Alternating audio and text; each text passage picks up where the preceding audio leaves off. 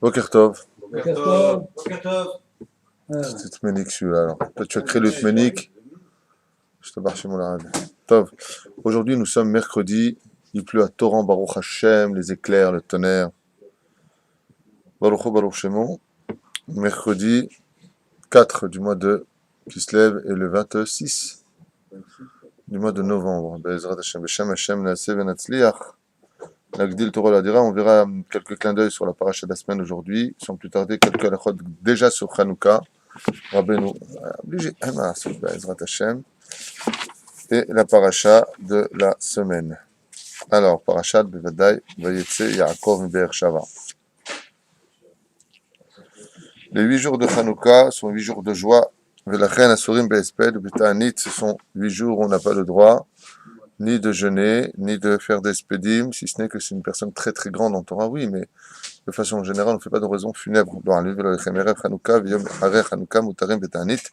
Mais le jour qui précède Hanouka et qui vient après Hanouka, on a le droit de jeûner. On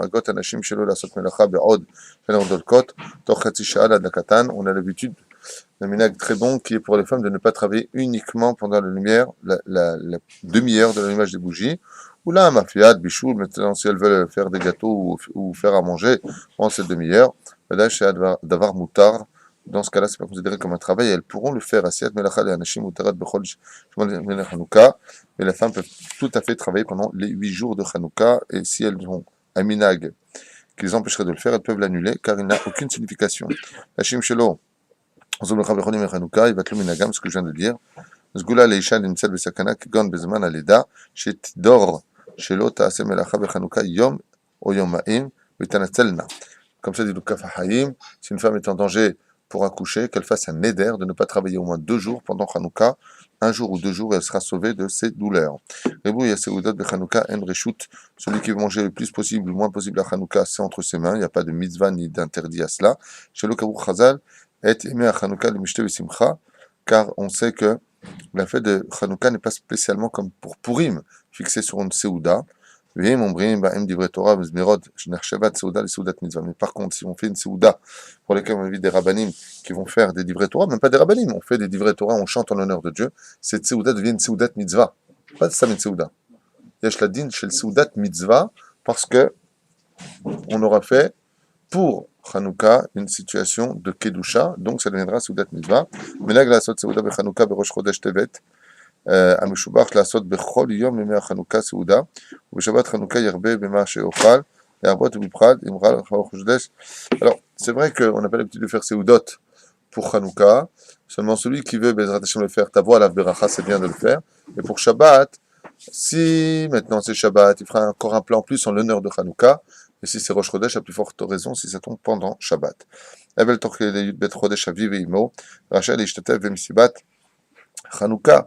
Aval, donc une personne qui sera en deuil velo alechem de ses parents, pourrait-il ne pas participer à une fête de Hanouka? Oui, pourtant il est dans l'année, mais qu'à une condition, c'est qu'il n'y ait pas de musique. Nagim lechol bechanouka ma'achale chalav, kevan sha'achila yehudit et ha'oyev ma'achale chalav. On a l'habitude de manger du lait, de laitage. Pourquoi? Parce que Yehudit a tué l'ennemi d'Israël en le faisant boire des laitages. En souvenir de cela, on pourra les consommer. Nagim lechol souvganiot zecher nenes à Shalamenora. On a l'habitude de manger des soufganiotes. Je parlais de ça ce matin, vous vous rappelez? Pourquoi des soufganiotes? On avait donné 2 raisons ce matin. Première raison, c'est parce que ça fait grossir. Non, parce que les soufganiotes sont trempés dans l'huile et la fête a lieu par le miracle. Et deuxième raison, pour leur dire que la force d'Israël, elle n'est pas dans le muscle, car le muscle du biceps, on appelle ça comme ça, ça ressemble à une soufgania quand tu le gonfles. Ouais. Et nous, on dit, tu vois, chez nous, les muscles, on fait des brachot dessus. Nous, on est spirituel, on donne du goût à nos choses. On ne fait pas les choses pour montrer son orgueil. La reine, eux, sont venus avec des muscles, et nous, on fait la bracha sur ce qui ressemble à un muscle, pour dire que chez nous, il n'y a pas de force sur terre, si ce n'est que Dieu lui-même. Soufganiot imeriba, on est arrivé là. Donc, les soufganiot avec de la confiture à l'intérieur, pourrions-nous, oui ou non, les mettre sur la plata de Shabbat? La réponse est oui, absolument. Kiroubo yavesh, car il est plus solide que liquide. Et, je crois que j'ai dit l'acti à la chachat.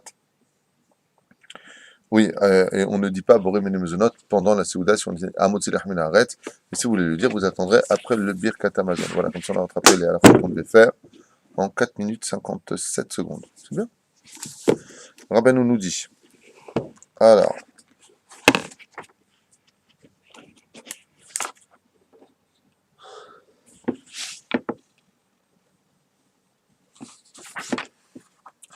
ואז הבית נקרא, טוב, בפתח של ביתו של אדם ניכר אם תמו זכות אבותיו, או אם חלה זכות אבותיו.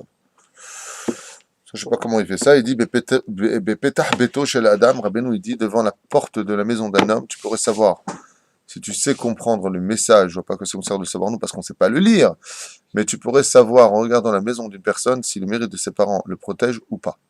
Comment il faisait, je n'en sais rien. Tzarich les herbes, binyan et abayit. Shelo yeh bevinyano etz milaneh aosin perot. Il est important de ne pas avoir des arbres qui donnent des fruits à côté de la maison. Ça veut dire quoi, qui donnent des fruits? C'est-à-dire les herbes bevinyane abayit, dans la construction de l'arbre.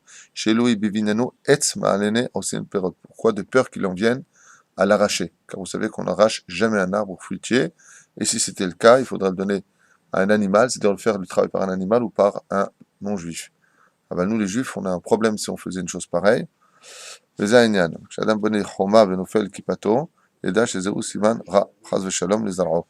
un homme construit un mur et que le haut du mur s'effrite ou il tombe, pour X raison, c'est que dans les cieux, on est en train de lui dire fais attention à ta descendance, il y a un problème.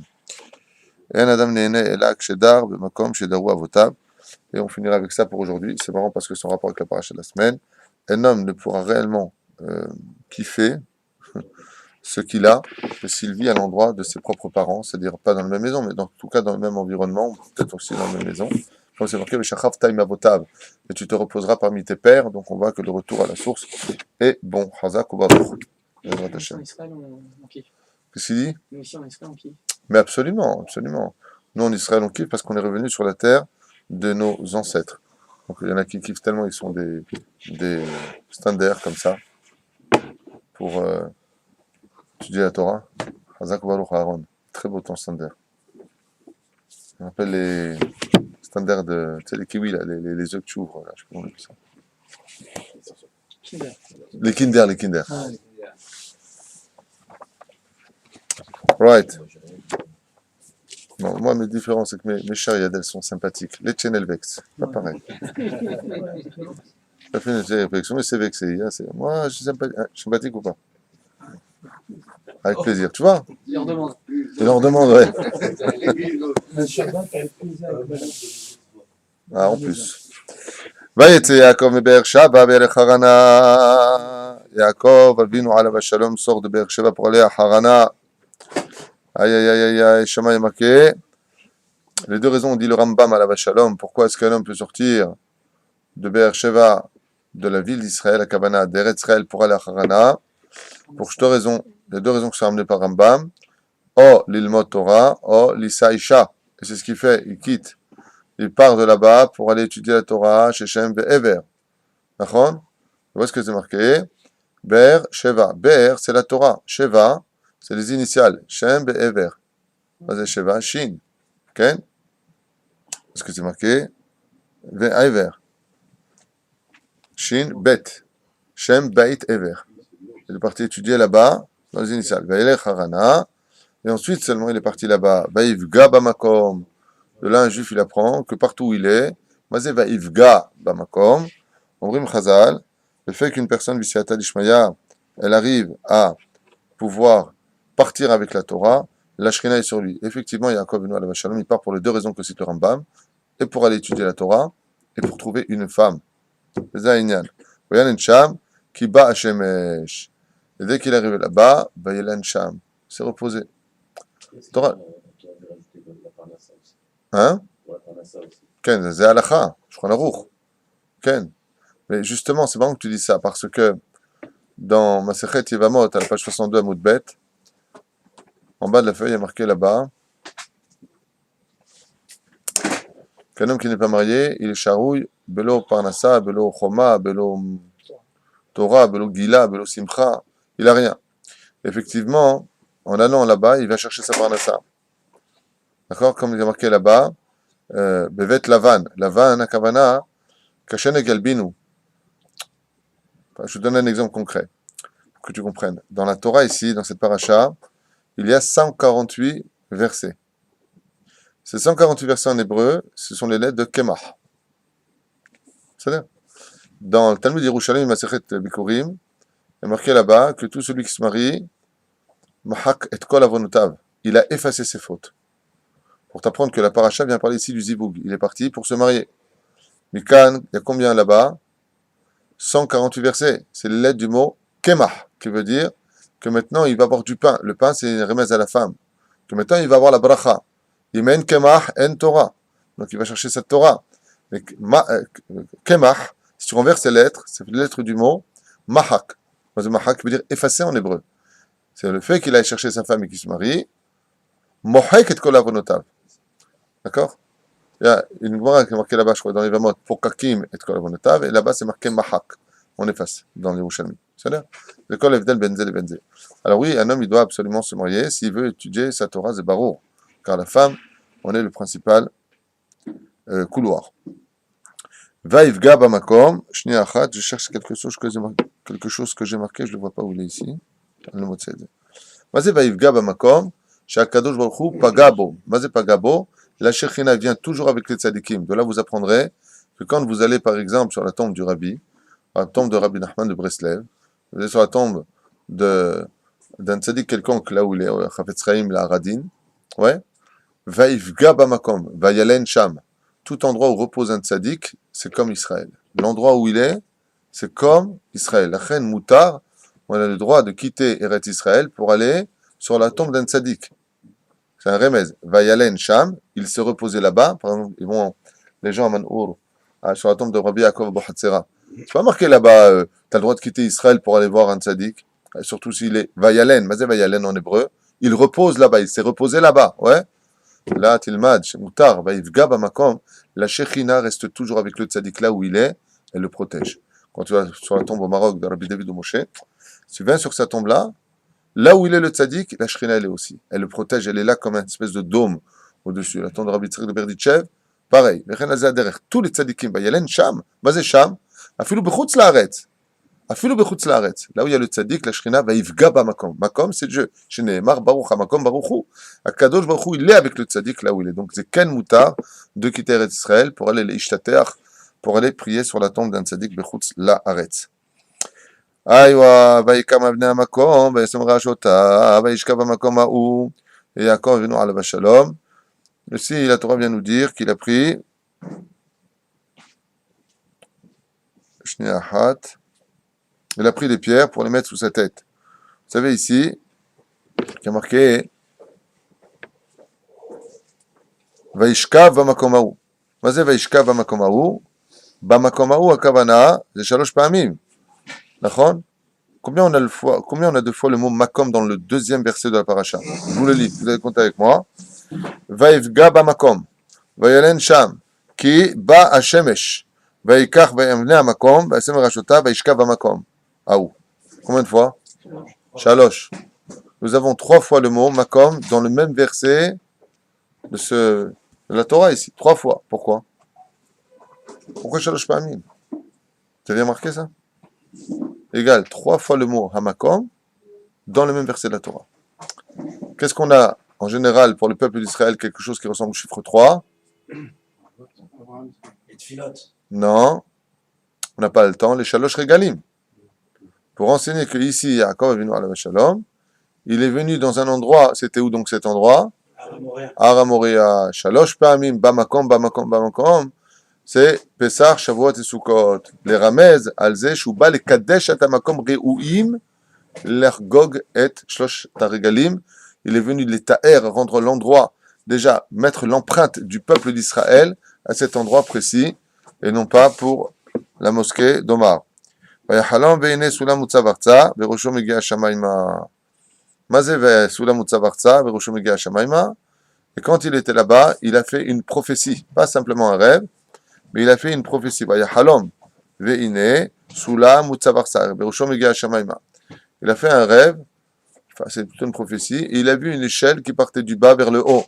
Vas-y, cette échelle qui part du bas vers le haut, Omer ve'ine malaché elokim olim ve'yordim bo. Et il y a des anges qui se tiennent là-bas, olim ve'yordim bo. Ve'ine malachim elokim omdim ve'yordim bo. Olim ve'yordim bo. Vas-y, olim, ils montent. et ils redescendent. Vous savez tous qu'on a l'habitude de dire d'abord qu'on monte et qu'on redescend. Il y a marqué ici qu'on descend et qu'on monte. Un ange, il vit où? En haut. Donc, qu'est-ce qu'il doit faire d'abord? Descendre. Et ensuite, qu'est-ce qu'il fait? Il remonte. Donc, on aurait dû lire d'abord descend et monte. Et là, qu'est-ce qu'il y a marqué? Monte et descend. Lama.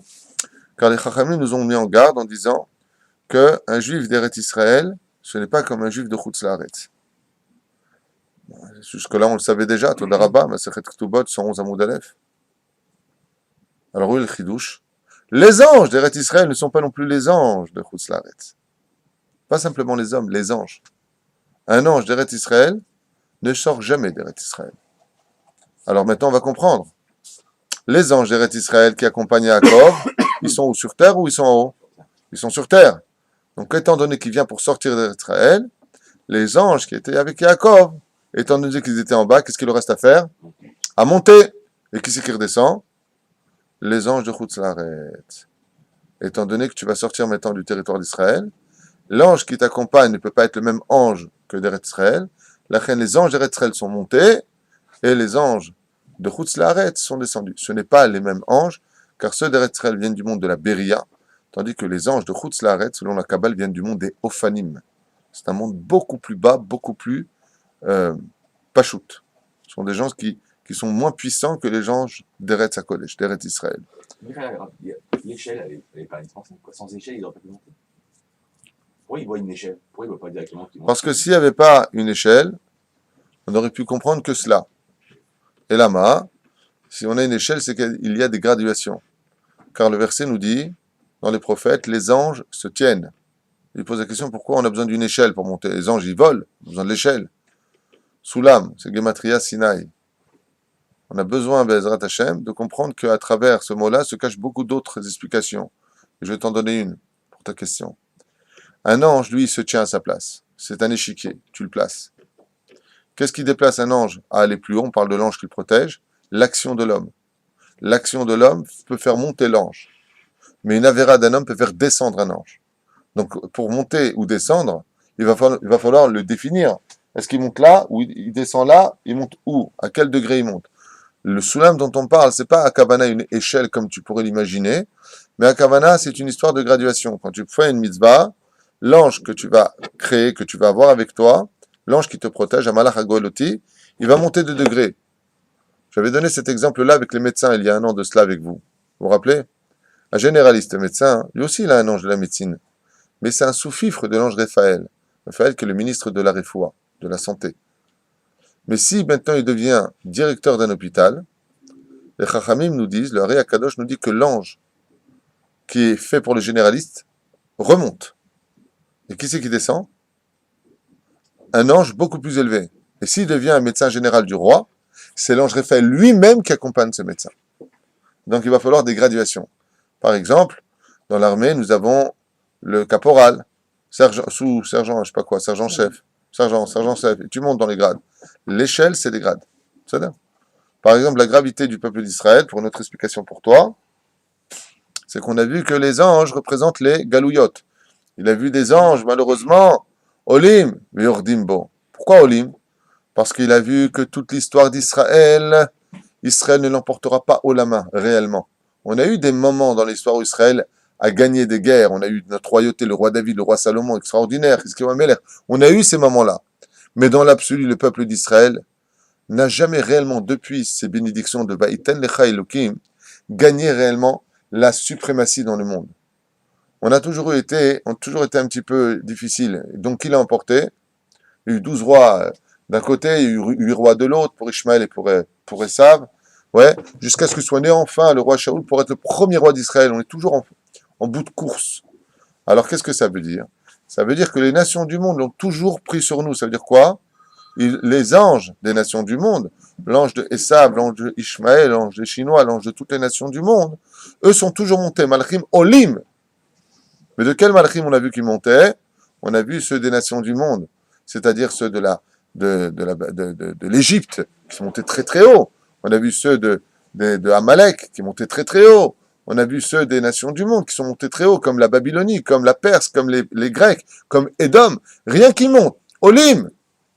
Aval Akadosh Baruch Hu Amar lo Yordim.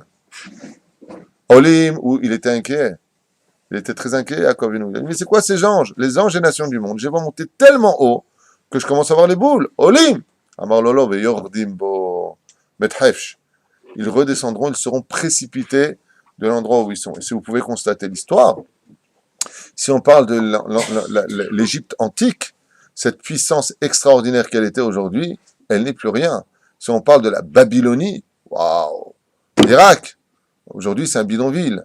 Si on devait parler de toutes ces nations, la Grèce, en dépôt de bilan, ouais, Édom, avalé par l'islam.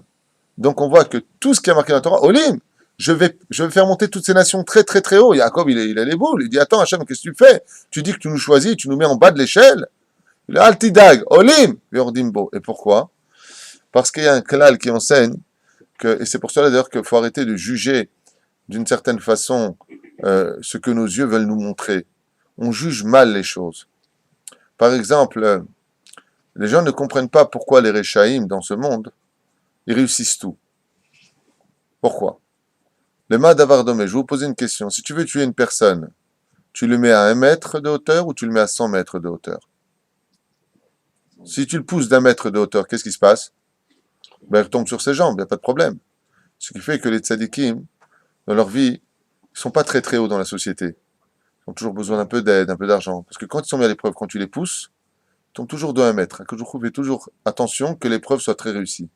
Et ceux qui sont Halel Shabbat, font ce qu'ils veulent avec la nida, pas la nida, pas de cache-route.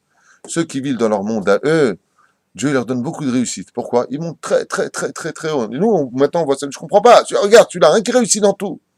Parce que sa chute, elle va être terrible. Parce que tomber d'1 mètre, tu t'en mets facilement. Tu peux te casser une jambe. Mais tomber de 100 mètres, Atamit Parek Vemet. Et ainsi, il a dit à Kadosh Baruch Hu des nations du monde. Il dit, les nations du monde, je vais les faire monter très très haut. Olim, Olim, Olim. Jusque-là, ça allait. Jusque-là, ça allait. Il dit, Olim, Veyordim, bo. Ah, cette échelle-là, elle va les faire précipiter. Sauf pour un ange. Il y a un ange qui a vraiment fait très très très peur à Yaakov Avinu, à Shalom. C'est l'ange de Édom. Pourquoi? Parce que lui, il est comparé à l'aigle. Et on sait que l'animal qui monte le plus haut dans les airs, c'est l'aigle. Il peut monter jusqu'à 12 km, l'aigle. Il monte extrêmement haut. Et quand il a vu monter si haut, il lui a dit, Ribono Shel Olam, c'est quoi cet aigle que je vois? Parce que l'ange de Esav ressemble à un aigle. De là, les Chachamim nous ont dit, chaque fois que tu veux voir ton ennemi, il aura toujours le symbole de l'aigle dans son drapeau ou dans son effigie. Toujours. Si tu veux savoir qui est ton ennemi juré, Dieu, il est gentil, il te dit, voilà, je te donne un signe. D'accord? Imagine, je te dis, voilà, tous les mecs qui sont aux yeux bleus, Dougma, c'est un Dougma, hein. Exemple, ouais, tu peux être certain, parce que vous avez tous les honneurs ici, tu peux être certain que c'est ton ennemi. C'est beau ou pas?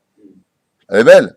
Dieu, il te dit, voilà, c'est très simple. Chaque fois que tu verras l'aigle au-dessus de Hitler, au-dessus des Américains, au-dessus des Russes, au-dessus des Chinois, regardez, tous sans exception, ils ont tous l'aigle. Tous. Les Grecs avaient l'aigle comme symbole. Les Romains avaient l'aigle comme symbole. L'Égypte, jusqu'à aujourd'hui, on retrouve des effigies, l'aigle. Seulement l'Égypte, c'est un aigle qui est fermé. C'est ouvert. Aval, c'est tous l'aigle. Chaque fois que tu verras l'aigle au-dessus d'une nation, sache que cette nation est ton pire ennemi. C'est pas ton ennemi, c'est ton. Le Vadaï.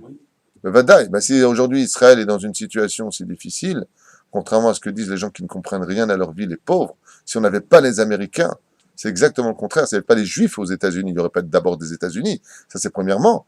Mais quand on nous fait un cadeau, quand on veut aider un pays, ouais, par exemple, quand ils viennent pour donner des millions et des millions à tout ce qui se passe ici, au niveau politique, je parle, quand ils viennent et qu'ils ont ruiné les caisses de l'Europe pour soutenir la Grèce pour des raisons aussi,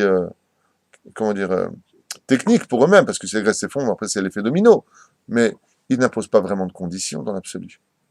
Bon, ils essaient de diriger, ne faites pas des bêtises, essaient de réduire l'inflation, ainsi de suite, mais sur le coup, ils demandent rien.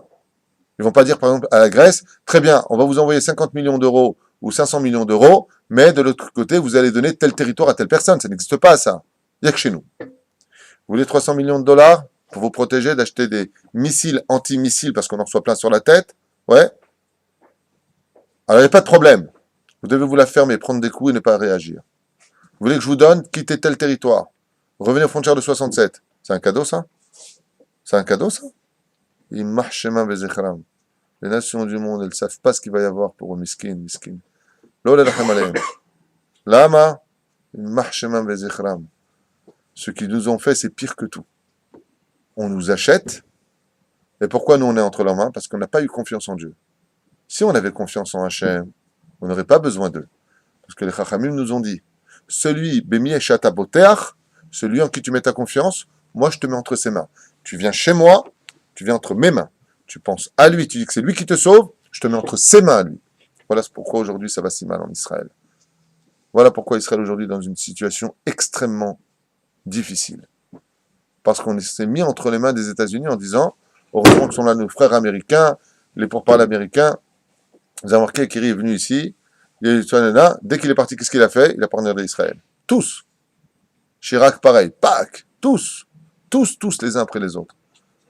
Aïsaf sonnait les Yaakov. Et nous, on n'a pas compris ça. C'est pour ça que les Chachamim nous ont mis en garde. Baruch HaGeber Asher, Iftach Bashem Baya Hashem Iftahu. Aru HaGeber Asher Botar Ba'adam.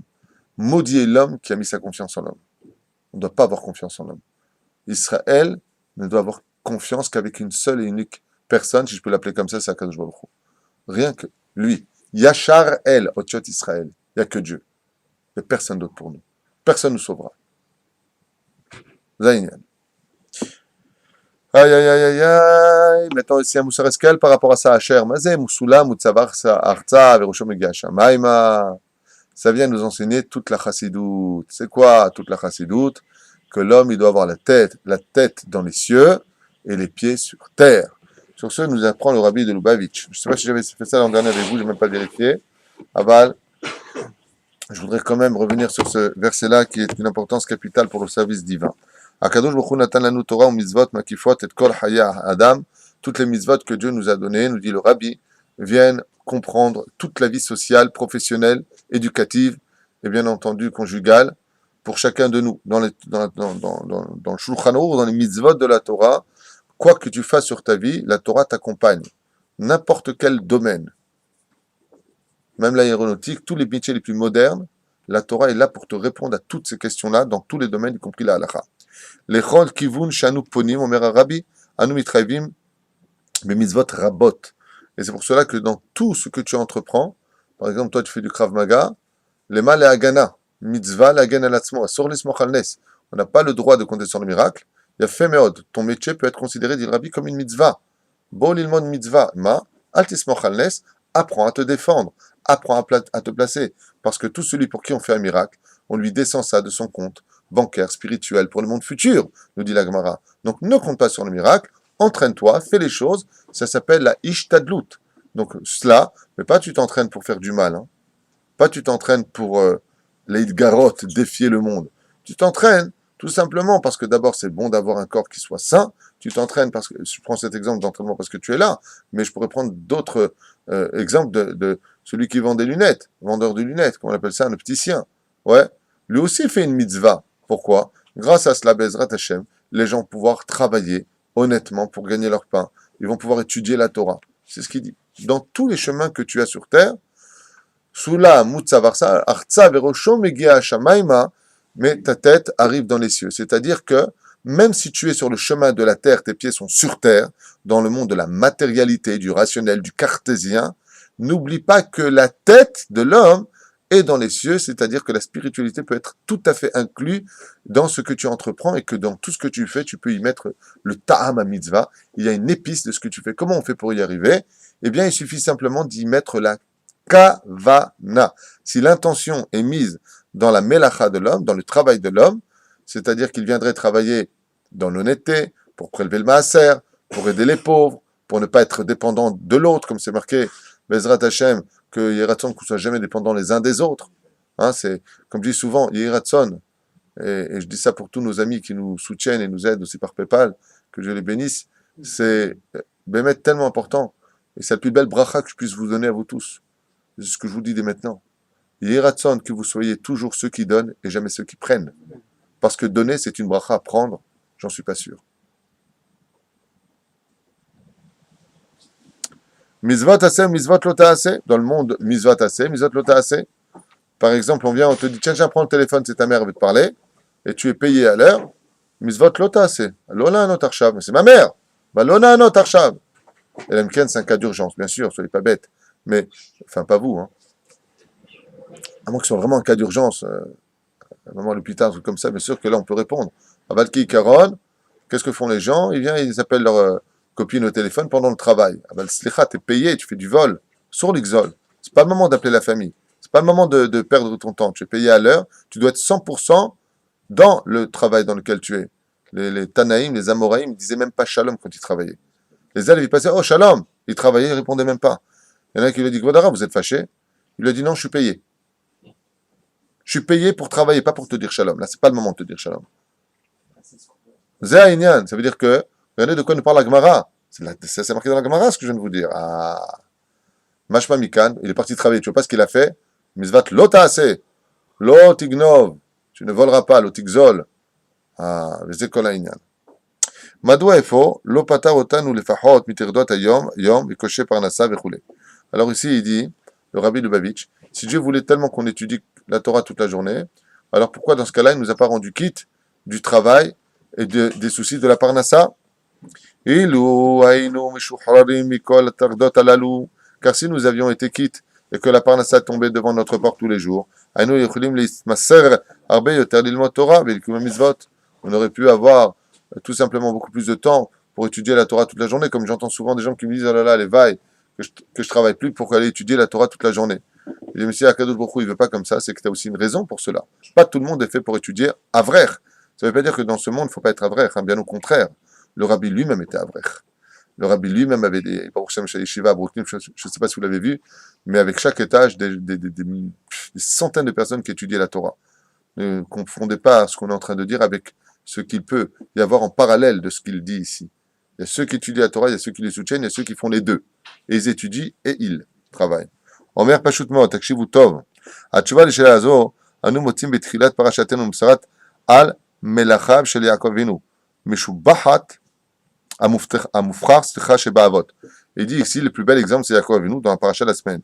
Yaakov yatsa mi Be'er Sheva vayelech Harana. Il est parti de la yeshiva pour aller à Haran. Yesh, Be'er Sheva, je vous dis, c'est l'étude de la Torah. Yesh kan matzav shel yeridat ruchanit.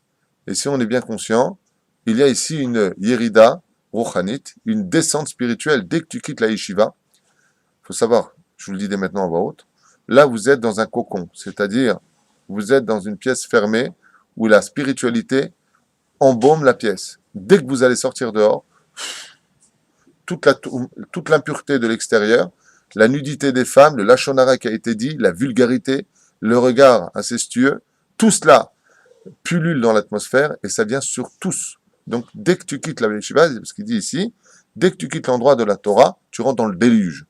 Tu rentres dans le déluge de la vie. Be'oala shel Torah, comme shebo a mitzvot, mizdamnot benekel veilu ba'averot rechokot minayin. Car dans le Beth Midrash, il dit le Rabbi, tu es dans un monde de Torah, de mitzvot. Quoique des fois, tu es dans un monde aussi de, les gens ils parlent, les gens ils disent n'importe quoi, et il peut y avoir des disputes. Aval Kikaron, c'est pas comme ça. L'Omadzer, Haran, selon Chazal, qu'est-ce qu'ils disent? Haran Afashem Shel Olam. On avait parlé de ça, c'est l'endroit de la colère. Pourquoi? Parce que les gens là-bas étaient influencés par l'endroit. Vaïta Merkaz Shel Avodat Elilim. Et c'était un endroit d'Avodah Zara, Midot Ra'ot Veshar Devarim Shlilim. Un endroit où les gens ne perfectionnaient pas leur midot. Yaakov alach le Haran alma. Pourquoi est-ce qu'il est parti là-bas? Il dit, Hu evin shelo dai be'etzem ha'yeshiva be'oala shel Torah ou be'istotfafot ba'olam shel kedusha be'taora. Il a compris, Yaakov Avinu, que le monde dans lequel on vivait n'était pas suffisant pour être un homme qui vit uniquement dans une tente en train d'étudier sa Torah, à savoir que ça pouvait être bien pour un premier degré d'étudier la Torah à un très haut degré, mais maintenant il fallait faire descendre cette Torah dans la Malchut, et la Malchut ça se trouve dans le monde d'en bas, dans le monde de la Klippa, c'est-à-dire il va falloir prendre la Torah et l'emmener jusque dans la Malchut, dans le Shabbat Kodesh, on avait parlé de cela la dernière fois, la faire descendre, donc Malachim Olim fait allusion à quoi? Il est parti étudier la Torah, Yordim, tous les anges que tu as créés, maintenant, il faut les faire descendre dans la matière. Il faut que cette Torah-là serve le monde matériel et non pas le monde des anges. Sinon, on serait tous des anges et il n'y aurait pas d'intérêt à la construction du monde. Ava l'ekrot v'akamato shel Israël. Aya alav latzet me'olam haruchani, gusha shebo, v'yashav l'redet mata mata. Et le but était donc de descendre en bas, en bas. Et c'est pour cela que pour créer, par exemple, les 12 tribus, pour des gens qui sont très, très, très spirituels, comme Yaakov Avinu, Rabbi Nachman de Breslev, le Rabbi de Lubavitch, quelle est la mitzvah la plus difficile pour eux de toutes les mitzvahs de la Torah? La procréation. Parce que pour procréer, il faut avoir des tnuot d'animaux. Pour la procréation, pour que Dieu, la façon dont il a créé les choses pour que l'homme il aille avec sa femme, il faut avoir une situation où on se dénude. Qui est nu en général? L'animal est toujours nu. J'ai vu un singe avec une cravate et une chemise. Ouais. Deuxièmement, il y a aussi une autre notion, c'est la conduite de l'homme pendant l'action, qui est une conduite qui ressemble à celle des animaux. Je dis bien qui ressemble, je ne dis pas que c'est un acte animal. Mais vous avez remarqué que c'est un acte qui mène très vite à l'état d'animal. Ouais. Et c'est ça qui va créer les 12 tribus. Les Parchanim nous disent que Yaakov Avinu, la mitzvah la plus difficile qui lui était donnée, c'était la mitzvah de la procréation. Rabbi Nachman de Breslev, dans son Chaimoran, il dit pareil. C'était la mitzvah la plus difficile pour lui. Lama, parce qu'il faut descendre pour cette mitzvah-là au plus bas du plus bas de l'échelle de l'humain. C'est le moment où tu descends le plus bas, le plus bas, le plus bas. Et qu'est-ce qui sort de là-bas? Shifteya. Les 12 tribus sont sorties. Bon, je sais que pour des gens de notre niveau à nous, c'est notre mitzvah préférée. Mais pour les gens qui ont vraiment de la Torah à un très très haut degré, donc chez nous, quand la femme elle tarde dans sa nida, on a les dents qui poussent, on n'est pas bien, on a envie de finir à la hache. Ouais. Pour eux, c'est même pas une question qui se pose. Nous, après 3 jours de nida, on dit tu vas quand, Migvé? Je viens d'être nida. Hein. Les tzadikim, c'est juste avant le soir que la femme les prévenait de leur migvé. Ça ne les intéresse pas spécialement, si ce n'est que la mitzvah de faire plaisir à sa femme et de procréer. Ce sont des choses qui, à notre degré à nous, ne nous parlent pas. Ken. Comme il le dit, la Torah le précise. Il va avoir un âge avancé, 85 ans, 86 ans, quand il va se marier. Il dit Ben Oni, le premier fils, comment il s'appelle? Réhouven. Il dit, tu es le premier fils de ma semence. Il a 86 ans, il n'a jamais eu d'enfant, jamais marié. C'est la première fois qu'il sort de la semence. Et on voit que la Torah précise. Et il dit quoi? Combien ça a été dur pour moi de faire cette mitzvah-là. Une mitzvah, les Shem, Yahoud, Kudsha, Berichou, les Kavanot, waouh. Kama Kashelam, Lama, parce qu'il faut descendre très bas dans la conduite, dans la chambre avec sa femme, pour un tzaddik gamour. Je parle pour un tzaddik gamour. והיה עליו לצאת מהעולם הרוחני הקדוש שבו ישב לרדת מטה מטה אל תוך הגשמיות העולם pour descendre dans la matérialité El Haron Af Shel Olam, là où la colère existe, c'est dans le monde de la matérialité tout particulièrement.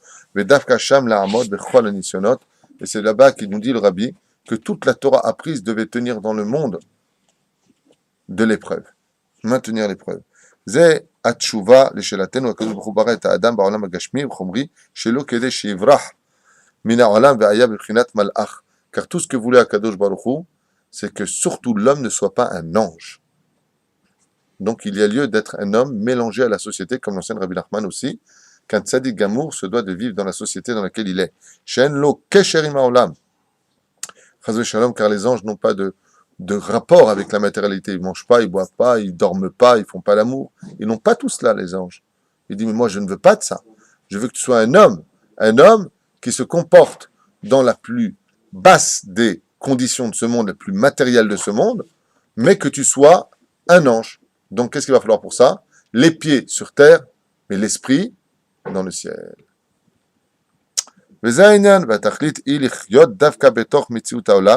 D'être un homme qui vit la réalité de ce monde, בתוך כל קשאיו וניסיונות שהוא מוזמן, ובתוך כך לזכות מחומריותו, להחדיר בו קדושה האלוקית, לפיכך העדיף השם יתברך שמו לתת לנו, ça c'est un commentaire que j'ai fait en קיצור, את תורתו, שלנו בבני אדם, החיים כאן, מלתת למלאכים בעולם העליונים. Et c'est pour cela que le Har Sinaï nous a été donné. Pourquoi la Torah nous a été donnée? Car les anges détenaient la Torah jusqu'au jour du don de la Torah. Et Akadosh Baruch Hu a demandé aux anges, après je crois 975 générations, depuis la création du monde, de donner cette Torah à l'homme. Et c'est pour ça que les anges se sont étonnés en disant, qu'est-ce que le Fils de l'homme fait parmi nous? Il n'y a pas marqué pourquoi Moshe est là. Qu'est-ce que le fil Barnache est marqué là-bas? Ben Ayeloud, le fils de celui qui vient de l'accouchement. Comment c'est possible l'accouchement? C'est ce qu'il y a de plus... Waouh, c'est terrible l'accouchement à voir. C'est pas joli à voir. Je connais une personne, un homme qui n'a pas eu beaucoup de sagesse et qui aurait demandé à son rave avant de le faire. Il est parti dans la salle pour voir sa femme accoucher, pour être près d'elle. Il a vu l'accouchement, depuis il ne peut plus la toucher. Il a été choqué, il a été... C'est pas des choses à voir. C'est pas joli un accouchement à voir. C'est pas... D'abord, c'est assourd. Bichlal, la famille là, en plus tu regardes, c'est ma pitom. Ok? Aval, zélo d'avoir... Et de là-bas, il dit Ben Ayelout, celui qui est venu de l'accouchement. Les anges étaient effarés. Comment une Torah si spirituelle, si grandiose, elle peut descendre aussi bas, faire descendre les anges aussi bas, le monde de la Torah aussi bas, c'est pas possible. Et on voit ici le rabbi, il dit, c'est pour cela qu'il y a eu le don de la Torah. Le don de la Torah a été donné à l'homme pour faire comprendre qu'il va le faire. Moshe Kibel Torah Misinaï, Sarah, il a fait descendre cette Torah dans le monde d'en bas. Je pense que les choses sont assez claires. De l'expression Yegia kapecha kitochel, ashrecha betovlach, de là, Bezrat Hashem, celui qui viendra dans ce monde, dans le monde de la matérialité. Et on voit que Israël, la reine Bezrat Hashem, on verra ici, d'ici même, que celui qui veut être un homme shalem n'est pas un homme qui s'entendra uniquement à l'étude de la Torah, comme nous enseigne la 17e Mishnah du premier chapitre de Maseret Avot. Lo Midrash Haikar, ce n'est pas l'étude de la Torah le principal, et là, à Maaseh, mais ce que tu en feras dans le monde de l'action. Vous avez remarqué cette espèce de divorce incroyable et spirituel quand on a une personne qui enseigne la Torah, une personne qui est chazan, donc qui représente, on va dire d'une certaine façon, le dirigeant spirituel de la synagogue, et puis dehors, vous l'entendez parler au téléphone, et puis il s'énerve. Et puis il dit des mots qui sont terribles. Tu commences à me faire ceci et cela. Quelle est votre réaction à tous? C'est quoi votre réaction à tous? Pourquoi vous êtes choqué? Toi aussi tu le dis. Pourquoi tu serais choqué? Il a une image, il a une certaine image, il représente quelque chose. Chaque juif est une image et chaque juif représente un Kiddush Hashem. Chaque fois qu'un parmi nous ne se conduit pas comme il le faut, on crée le Chilul Hashem. Ça veut dire qu'on est observé les uns vis-à-vis des autres. C'est pour cela que on dit souvent qu'une kippa est une kippa, c'est pas grave ce que tu as sur la tête. Ça, c'est idéologique. Mais au niveau réel, zelonachon, si vous voyez un mec qui a une kippa noire sur la tête, chemise blanche, pantalon noir, et qui parle mal, ça vous choque? Ça vous choque tous, on est tous d'accord.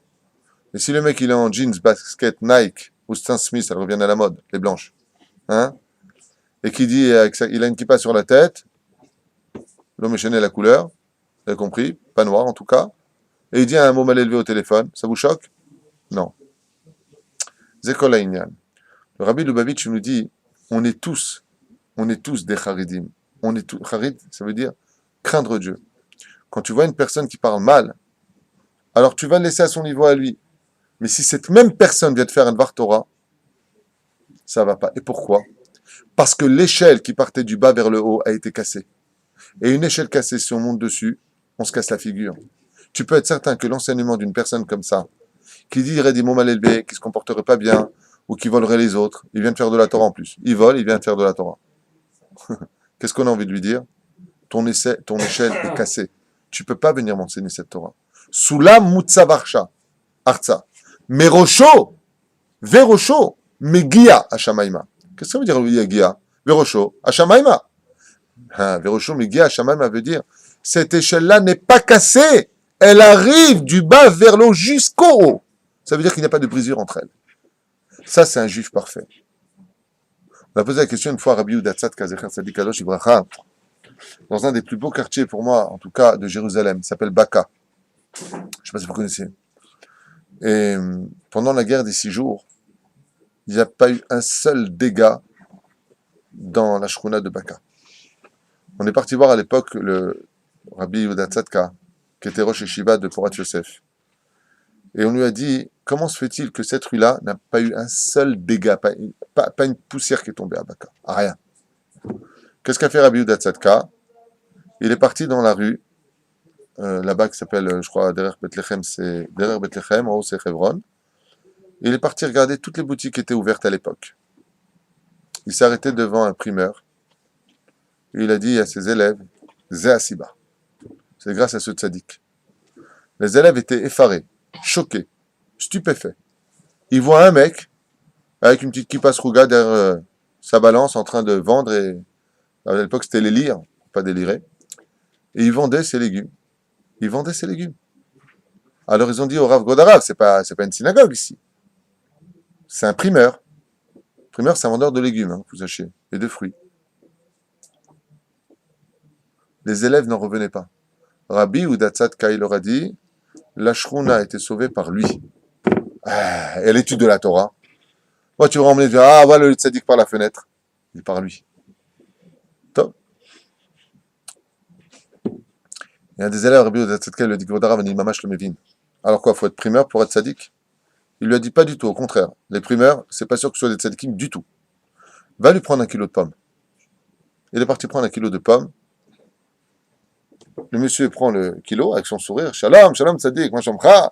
Il l'a mis sur la balance et il part avec. Il va, j'ai acheté 1 kilo de pommes.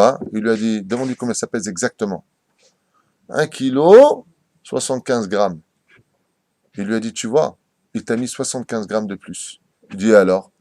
Il dit, lui, cet homme-là, étant donné que c'est des balances secs, tu mets le poids d'un côté et le truc de l'autre côté, étant donné qu'il a toujours eu un doute sur la balance, est-ce qu'elle est tout le temps fiable tous les jours, tous les matins avant de commencer, il y a un bouton derrière les anciennes balances. Il la règle parfaitement. Et pour être certain de ne pas voler un seul gramme de ses clients, un seul gramme, il préfère perdre une pomme en plus que de donner moins chas shalom. Il lui dit, par cette pomme qu'il rajoute en plus dans le sac, pour être certain de ne pas avoir volé l'autre, il a protégé toute la shruna de Baka. Comme ça, dit Rabbi Yehuda Tzadka. Il dit que le Ma'amin, ça c'est votre problème. Je vous dis ce qu'il y a marqué dans son livre. Amarlo Zéat Tzadik chez Igen à la colle. Donc vous voyez ici quoi? Mizvot assez, il a dit le Rabbi. Mizvot lota assez. Soulam ou tzarvasa, veroshom megia shamaima, c'est que cet homme-là, le peu de Torah qu'il a appris, il l'a mis en pratique. Il a appris qu'il ne fallait pas voler, il n'a pas volé. Il a appris qu'il ne fallait pas mentir, il n'a pas menti. Il a appris qu'il ne fallait pas, abuser. Il ne faut pas se moquer, il ne se moquait pas. Ish Pachout, un homme simple, mais c'est souvent chez eux, Baruch Hashem, que se trouve le meilleur pour la Shekhinah. ויחלום והנה סולם מוצב ארצה מראשו מגיע השמיימה והנה מלאכי אלוקים עולים ויורדים בו והנה השם ניצב עליו. מה זה ניצב עליו? והנה השם ניצב עליו ויאמר אני השם אלוהי אברהם אביך ואלוהי יצחק הארץ אשר אתה שוכב עליה לך אתננה ולזרעך. Le verset nous dit comme ça. Et voici qu'Hachem nitzav alav. J'avais lu un commentaire sur ça, je n'arrive pas à le retrouver.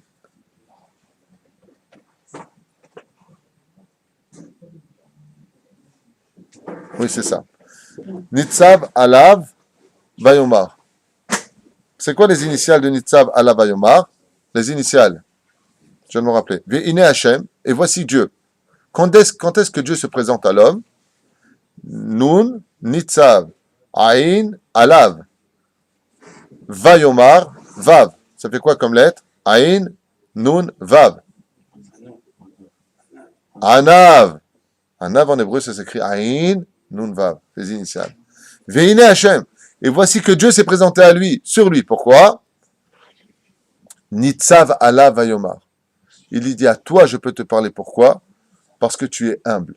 Et c'est toute la grandeur de l'ange. L'ange, il est transparent, il n'est pas réellement palpable, mais il peut faire des dégâts plus grands que ce que vous pourriez imaginer dans votre tête. Celui qui est anav dans ce monde, plus tu es humble, plus tu es, abstrait, plus tu es transparent dans ce monde, et plus tu es digne de recevoir la Shekhinah, et d'être un homme connu, un homme aimé, un homme respecté, un homme sur qui on peut tout remplir puisqu'il est vide de lui-même. Alors Dieu peut mettre de l'abondance, de la simcha, de l'argent, la bracha. Tout peut rentrer dans l'homme. Même Hachem peut rentrer en lui. Chez Nehemar, ve'ine Hachem. Quand est-ce que vous verrez Dieu? Quand vous serez un avim. Quand vous serez humble, alors il y aura de la place dans le halal de l'homme pour Hachem, nous disent les sages, parce que la mida de Hanava, donc vous avez compris que l'étude de la Torah doit mener l'homme à la Hanava, et qu'est-ce qui a fait rencontrer Akadosh Baruch Hu Dieu? Qu'est-ce qui a fait rencontrer Yaakov Dieu? Ce n'est pas son étude de la Torah, mais son humilité. C'est parce qu'il était un ave. Ve'ine Hachem. Voici Hachem. Tu veux le voir Hachem? Sois humble, humble dans ce monde. Extrêmement humble. C'est les lettres du mot Ani. En hébreu, comment on dit je suis? Cherchez pas, il n'y a pas. Ani, ça veut dire je. Comment on dit inexistant né en hébreu? En. Ce sont les lettres du mot Ani. Si tu veux que Dieu soit en toi, sois comme un néant dans ce monde. Inverse les lettres. Comme c'est marqué dans toutes les synagogues, Shiviti Hashem le negdi tamid. Dieu réside parmi nous, devant nous. Si tu prends le Yud du mot Ani, que tu le mets devant toi, tu mets Dieu devant toi, en face de toi, ça fait Aleph Yud Nun, N. Mais si Dieu, tu le mets de côté et qu'il n'y a que toi dans la vie, et après seulement Dieu, ça devient Ani. Donc je suis. Donc il n'y a pas la place pour Dieu, puisque tu es déjà plein de toi-même. Mais comme on dit je suis, en hébreu, ça n'existe pas. Anochi, ça veut dire moi-même. Je suis, Ani, Anima, Aniliot, je être, ça ne veut rien dire. Le mot je suis n'existe pas en hébreu. Car il n'y a pas de place pour Dieu si tu es toi-même présent en toi. Vous avez compris ce que je veux dire? On finira avec ça aujourd'hui. Aïe aïe aïe. והיה זרעך כפר הארץ וברת הימה וקדמה וצפונה ונגבה ונמחו בך כל משפחות האדם וזרע לך והנה אנוכי עמך משרתיך וכל אשר תלך ושיבותי על האדמה הזאת כי לא אעזובך עד אשר אם עשיתי את אשר דיברתי לך. ויקץ יעקב משנתו. Donc Akadosh Baruch Hu, on avance un petit peu, lui promet des brachot à propos de sa descendance, qu'il sera aussi nombreux sur toute la terre et ainsi de suite, comme on peut le constater. Et la réaction de Yaakov quand il se lève de cela, au lieu de faire le halal et de remercier Hachem, il dit Wa'ikatz Yaakov Mishenato. Il s'est réveillé immédiatement de son sommeil. Va yomer achen yesh Hashem b'makom hazeh v'anochi lo yadati. Quoi, Dieu réside ici et moi, je ne le savais pas. Mazeh lo yadati, et je ne le savais pas. Il dit ici, éphémère. J'ai entendu un très beau pérouche. Comment se fait-il qu'il n'a pas su qu'il y avait Dieu ici? Parce qu'il n'était pas encore marié. C'est pour ça de Patrick Smadja, chez qui je m'entretenais, il m'a sorti ce petit chidouche extraordinaire. Et moi, je ne savais pas. Pourquoi? Parce qu'il n'était pas encore marié. De là, il rapporte comme ça sa référence en disant qu'un homme, tant qu'il n'est pas marié, ou l'oroé bébé tet Hashem. Ve'anochi lo yadati. Lama? Parce qu'il n'était pas encore marié. De là, on a compris qu'un homme n'est que moitié, que quand tant qu'il n'est pas marié. Le jour où il se marie, il est shalem, et donc il a une parfaite vue de ce qui se passe sur terre. Al-Pi halakha de ce verset-là, en disant qu'Yaakov s'est réveillé en disant waouh, je ne savais pas que Dieu était là, jamais je me serais endormi ici. On apprend la loi de l'interdiction formelle de dormir dans une bête à Knesset. La reine a souri le bête à Knesset, comme il enseigne des rois États ici. Si j'avais su que la Shrina était là, comment je puisse m'allonger devant le roi? Imaginez que le roi des rois ou un roi soit devant vous, vous allongez devant lui, vous dormez. Dis-moi, tu as trouvé qu'ici pour dormir? Ici, dans le livre que j'ai lu, il rapporte que la halakha, elle a sa source d'Oraita qui vient de là. Asur dishon klal bebet knesset. Non, c'est là. Alors, on réveille la personne, elle est somnolente, elle ne dort pas vraiment. Si maintenant la personne, elle a la bouche ouverte, les pieds en éventail, et qu'on entend comme ça super fort, à mon humble avis, oui, c'est important. Maintenant, avec les films, je crois, alors là, vraiment, il faut le réveiller. Et pour finir, je vous laisse avec ce petit passage-là. Vaïmer, Achen yesh Hashem b'makom hazeh. Dis-moi, Achen yesh Hashem b'makom hazeh. Pourquoi est le mot ici, Achen yesh? Qu'est-ce que j'ai besoin de ce mot? Ainsi, ici, il y a. Pourquoi faire? Ce verset-là, il vient nous dire que Yaakov Avinu a vu ce qu'on appelle le Maaseh Merkava. Il a vu le char divin. Et le char divin, on avait parlé de ça l'an dernier, je me rappelle, est composé de 4 figurines. Il y a quoi là-bas? Il y a le mot Achen Yesh. Donc en réalité, le mot ici il y a ne veut pas dire simplement ici il y a. Ça veut dire qu'il a vu quelque chose qu'il ne savait pas. Qu'est-ce qu'il a vu? Comment on appelle un lion en hébreu? C'est quoi la première lettre? Aleph. Achen. Ensuite, le shor, il y a 2 façons de dire un taureau, c'est kerouv. Kerouv, c'est kaf. Ensuite, l'aigle, comment on dit? Nun Nesher. Donc ça fait Achen. Et là, quel est le mot qui suit? Yesh. Misé Yesh, Yaakov. Il a vu son propre visage dans le char divin. Il dit, Lo yadati. Je ne savais pas que moi-même, j'étais là-bas. De là, il a compris qu'il était celui que Dieu choisirait pour faire venir les 12 tribus du peuple d'Israël. Achen. Maintenant, je vois quoi? Yesh, moi, Lo yadati. Je ne savais pas que moi-même j'y étais. Il savait qu'il y avait les 3 symboles, mais il ne connaissait pas le 4e. Il croyait que c'était Adam Arishon, il croyait que c'était Abraham, il croyait que c'était Yaakov. Quand il s'est retourné et qu'il a vu que c'était son propre visage, Waouh, lo yadati, achen lo yadati, il dit ici, encore Anochi lo yadati, et moi-même je ne le savais pas. Maintenant on le voit ici dans le mot Anochi. Alors au début il y a marqué achen yesh, on est d'accord. Et après il reprend l'arrêt et dit Ve Anochi lo yadati, et Anochi c'est quoi? Moi-même. Oui, moi-même, ça veut dire quoi?